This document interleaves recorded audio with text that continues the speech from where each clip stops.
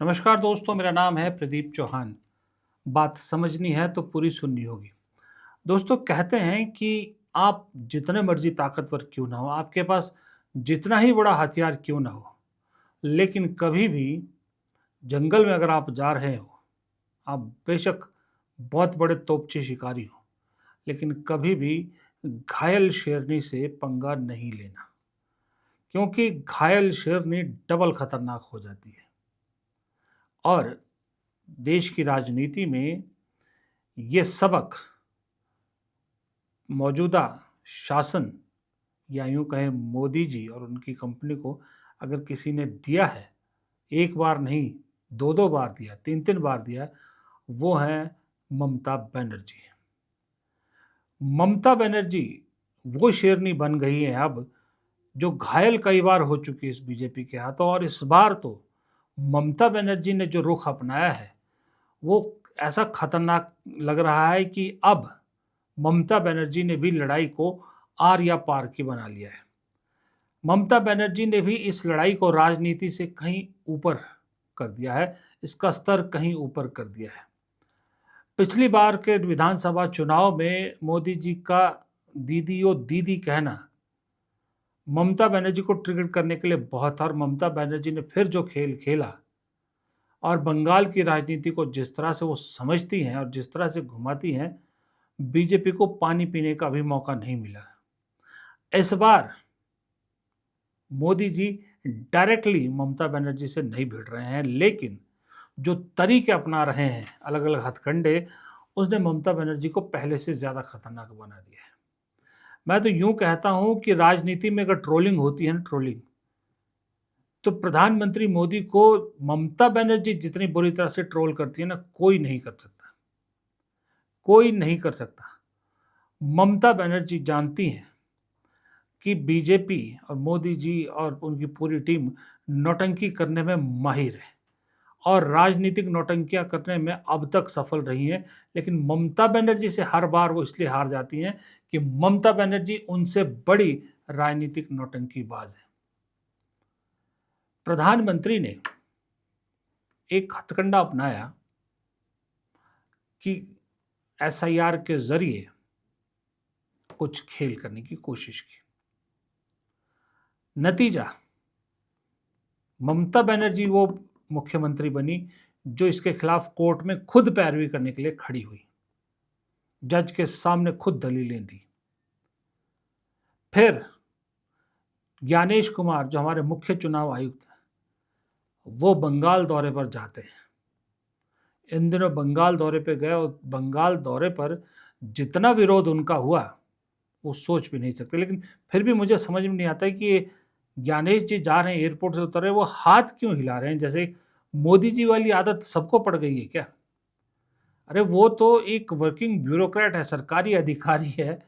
वो कोई स्टार या प्रधानमंत्री नहीं है या राजनेता नहीं है जो यूँ हाथ हिला रहे हैं, लेकिन बीमारी लग गई। खैर, जितना प्रदर्शन पश्चिम बंगाल में उनको झेलना पड़ा है, कहीं नहीं देखा होगा उन्होंने ऐसा।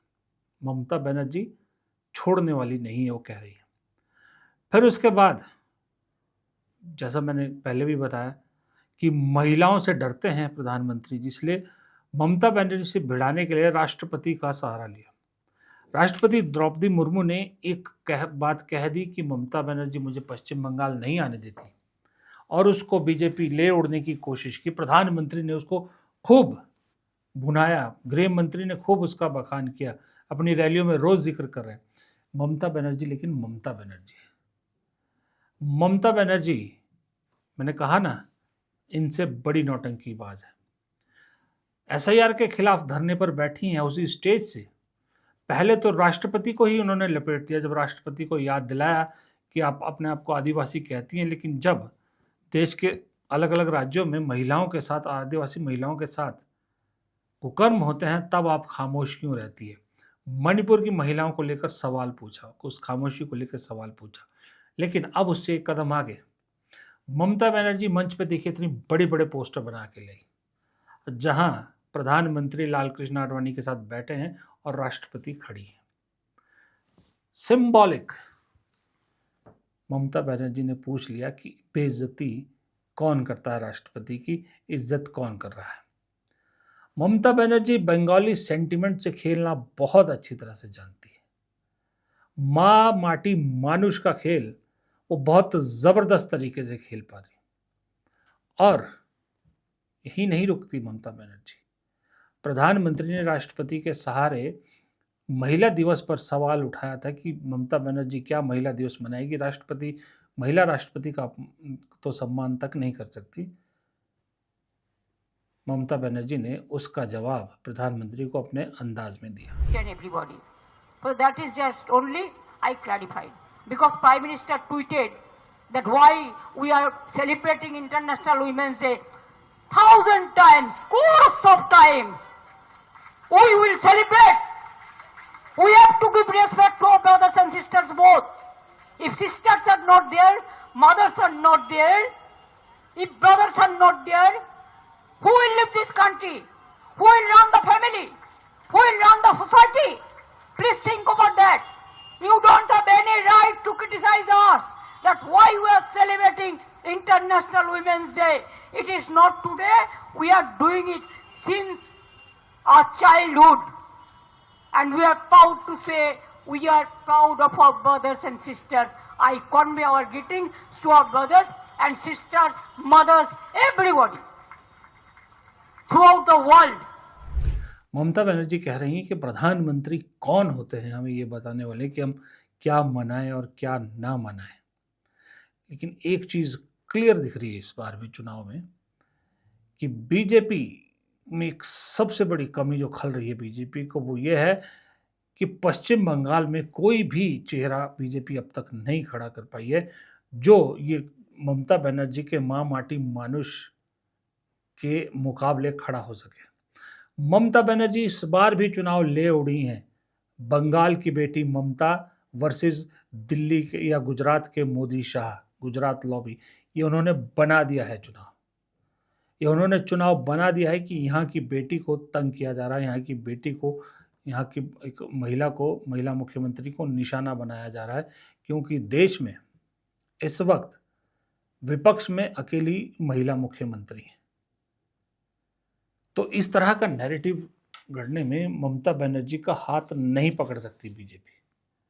और ममता बनर्जी जब चुनाव को भाषा में, अंदाज में, जेस्चर्स में, रैलीज में, एक्शन में, नौटंकी में, हर चीज में बीजेपी पर भारी रहती ही रहती है। इसीलिए बीजेपी की खींच और बढ़ जाती है कि मोदी जी थक गए लेकिन ममता को मात नहीं दे पा रहे। साम दाम दंड भेद सब अपना लिए गए हैं लेकिन ममता को मात नहीं दे पा रहे।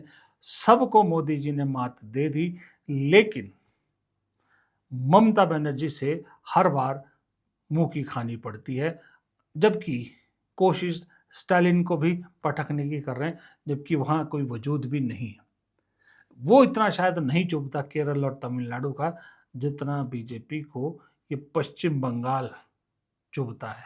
और पश्चिम बंगाल वो चाहते हैं कि किसी भी हाल में उनके हाथ में है, लेकिन ममता, मैंने कहा ना, वो शेरनी है, घायल शेरनी है, अब तो डबल घायल शेरनी है कि जो अपनी मान के आसपास भी बाहरी लोगों को फटकने नहीं देती। फिलहाल इस वीडियो में इतना ही। प्रदीप चौहान को दीजिए इजाज़त। नमस्कार।